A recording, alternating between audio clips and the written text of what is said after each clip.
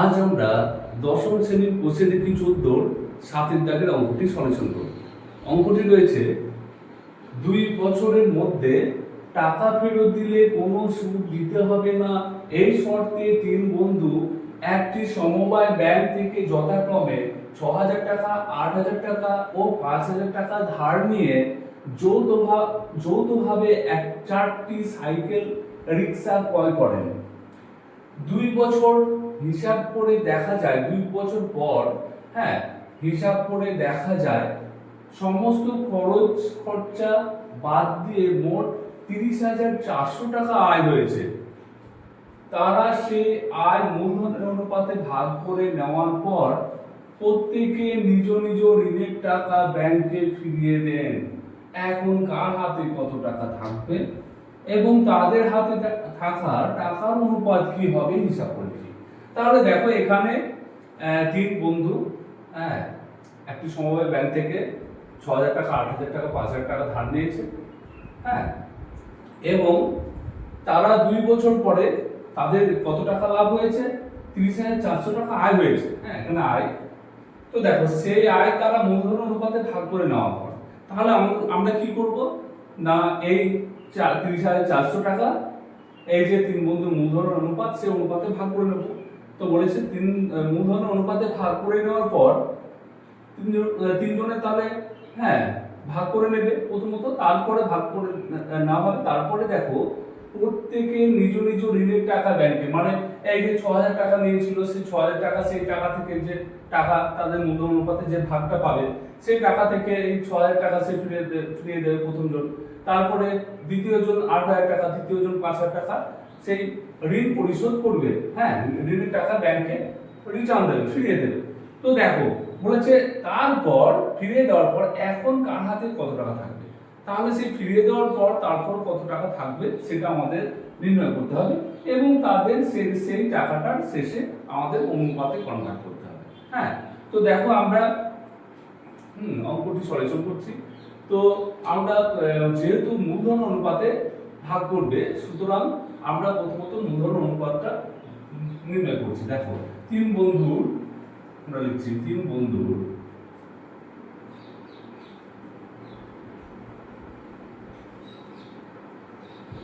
মূলধনের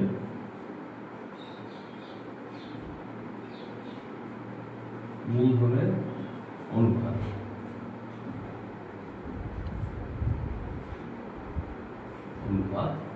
কত হবে দেখো, প্রথমত যে তারা যে মূলধন বিনিয়োগ করেছে সেইগুলোকে লিখবো এবং ইস্টু দিয়ে নেবো। তাহলে 6,000 ইস্টু 8,000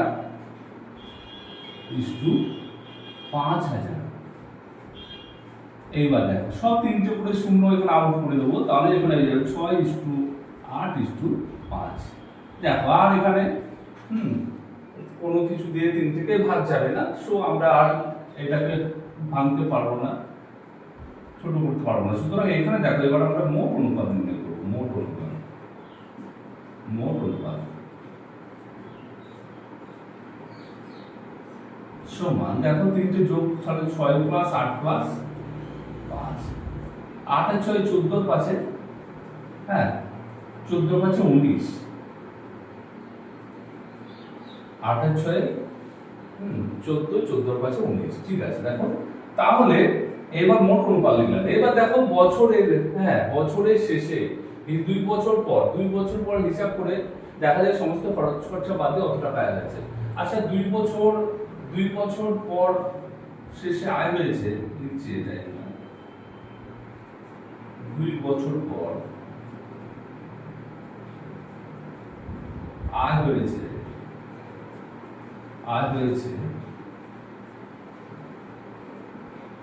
কত টাকা না 30,400 টাকা। 30,400 টাকা। তাহলে এবার আমরা প্রথম বন্ধু পাবে এই টাকার মধ্যে, সুতরাং আমরা এটা ভাবে লিখতে পারবো। অতএব প্রথম বন্ধু পাবে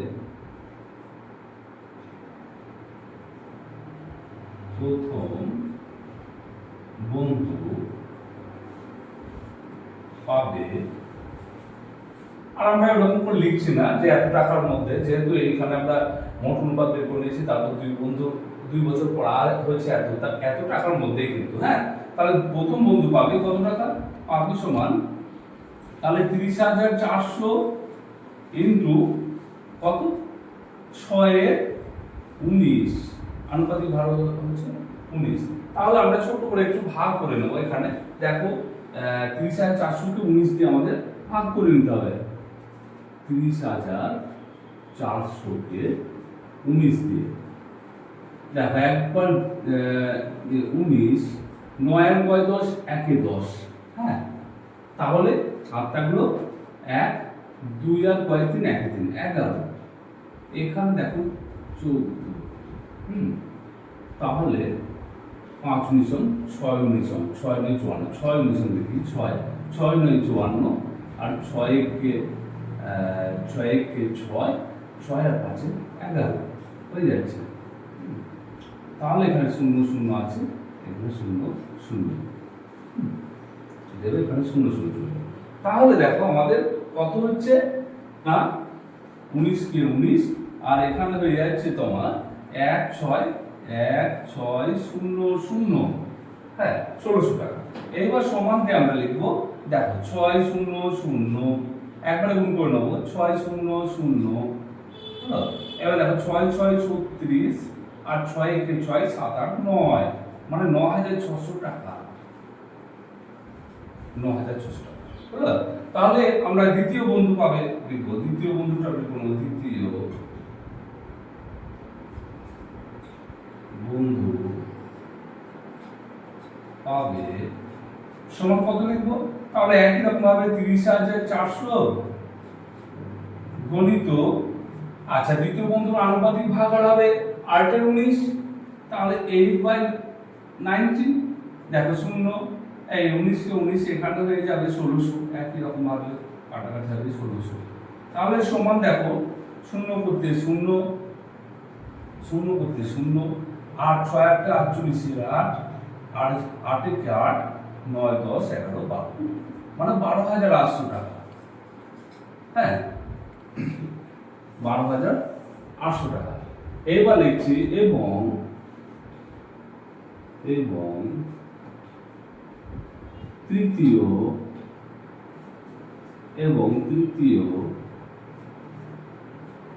বন্ধু পাবে সমান দেখো 30,400 ইন্টু তৃতীয় বন্ধুর আনুপাতিক ভাগ হচ্ছে 5/19, দেখো 9 কে 9 1600, 1600 9 30,400, আচ্ছা 1600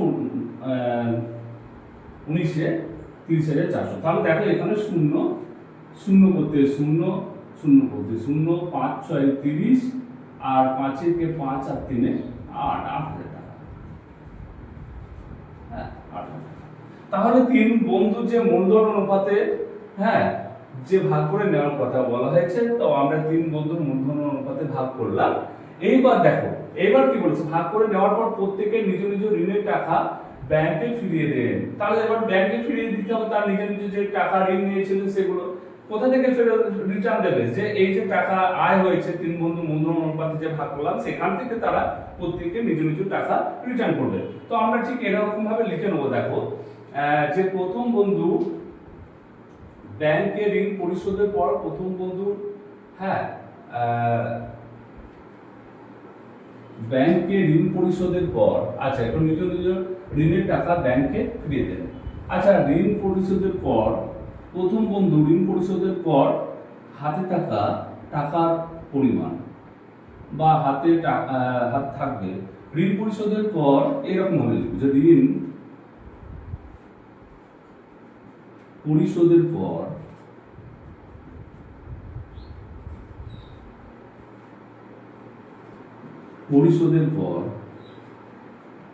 প্রথম বন্ধুর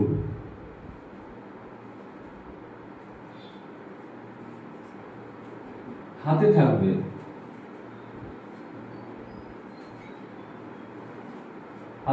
সমান। আচ্ছা দেখ কি করবো আমরা, যে প্রথম বন্ধু কত তাদের মূলধন অনুপাতে ভাগ করে কত পেয়েছে, প্রথম বন্ধু 9,600, তাহলে আমরা আগে লিখবো 600 মাইনাস কত, প্রথম বন্ধু কত টাকা ব্যাংকে ঋণ নিয়েছিল, 6000 টাকা, তাহলে 6000 6000। হ্যাঁ, তাহলে কত হবে দেখো, 6000 থেকে 9600, তাহলে হচ্ছে 3000, 6 7 আর 9, 3600 টাকা, 600 টাকা, 600 টাকা। এবার আবার লিখবো, দেখো আমরা বারবার লিখবো না যে ঋণ পরিশোধের পর প্রথম বন্ধুর হাতে থাকবে এতগুলো। এইবার আমরা ঋণ পরিশোধের পর আর বারবার না লিখে দ্বিতীয় বন্ধুর হাতে থাকবে এরকম করে লিখে দিচ্ছি। হ্যাঁ, দেখো দ্বিতীয় বন্ধুর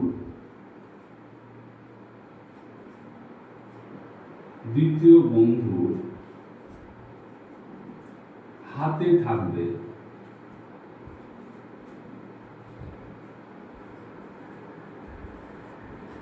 সমান কত হবে, দেখো দ্বিতীয় বন্ধু কত টাকা আনুপাতিক হারে পেয়েছিল, হ্যাঁ দ্বিতীয় বন্ধু 12800 টাকা, তাহলে আমরা লিখবো 12800 মাইনাস কত টাকা ঋণ পরিশোধ করতে হবে, 8000 টাকা ধার নিয়েছিল, তাহলে এখানে 8000 টাকা সমান, দেখো এখানে টাকা লিখতে পারি, সমান দেখো এবার 12 8 9 10 11 4800 টাকা, তাহলে 4800। হ্যাঁ, এবং তৃতীয় বন্ধু পাবে, এবং তৃতীয় বন্ধুটা বের করে নেব। হ্যাঁ, তৃতীয় বন্ধু পাবে সমান কত, না দেখো তৃতীয় বন্ধু কত, হ্যাঁ তৃতীয় বন্ধু পাবে, আচ্ছা তৃতীয় বন্ধু দেখো কত টাকা মূলধন অনুপাতে পেয়েছিল, 8000 টাকা, তাহলে 8000 টাকা মাইনাস কত টাকা ধার নিয়েছিল, 5000 টাকা, তাহলে মাইনাস 5 টাকা। হ্যাঁ, এইবার সমান দিয়ে কত, তাহলে 5 6 7 8 3000 টাকা, 3000 টাকা।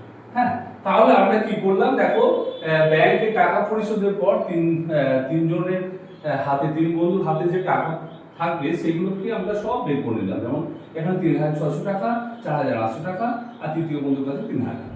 এবার কি বলেছে দেখো, হাতে বলছে কার হাতে কত টাকা থাকবে এবং তাদের হাতে থাকা টাকার অনুপাত কি হবে হিসাব করে লিখি, তাহলে আমাদের এটাকে তিন বন্ধুর যে টাকা সেটাকে অনুপাতে কনভার্ট করতে হবে। দেখো আমরা ঠিক এরকম ভাবে লিখছি, অতএব ব্যাংকের ঋণের টাকা পরিশোধের পর, এরকম করে লিখে একটু, ব্যাংকে ঋণের টাকা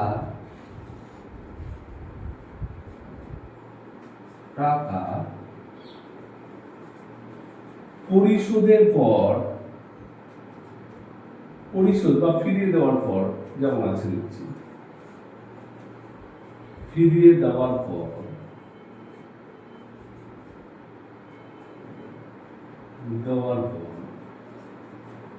তিন বন্ধু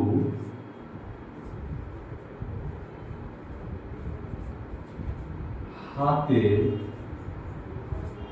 থাকা টাকার অনুপাত সমান কত হবে দেখো, তাহলে আমরা প্রথম বন্ধু 3600 ইস্টু দ্বিতীয় বন্ধু 4800 তৃতীয় বন্ধু 3000 সমান, দেখো সব কি করবো আমরা, দুটো করে শূন্য বাদ দেবো, 36 এখানে হয়ে 48 আর এখানে হয়ে যাবে 30। হ্যাঁ, তাহলে দেখো এবার আমরা কত দিয়ে যাব, এখানে 18 দিয়ে 36, এখানে 24 দিয়ে 48, এখানে 15 দিয়ে 30, এখানে দেখো 3 দিয়ে 3 6 18, আচ্ছা 3 8 দিয়ে 24 আর 3 5 আচ্ছা 3 5 15, হ্যাঁ 3 5 15। তাহলে আমাদের দেখো ব্যাংকে ঋণের টাকা ফিরিয়ে দেওয়ার পর তিন বন্ধুর হাতে থাকা টাকার অনুপাত হলো 6:8:5। হ্যাঁ, তাহলে আমাদের 6:8:5, এখানে দেখো একই বের হবে, এখানে যে তাদের মূলধন অনুপাত সেই অনুপাতই কিন্তু তাদের হাতে থাকা টাকার অনুপাত একই, সেম হয়ে গেল। হ্যাঁ, তাহলে বেরোলো আমাদের যে তিন বন্ধুর হাতে থাকা টাকার অনুপাত 6:8:5। সেই সঙ্গে আমাদের 7 দাগের অঙ্কটি সলিউশন।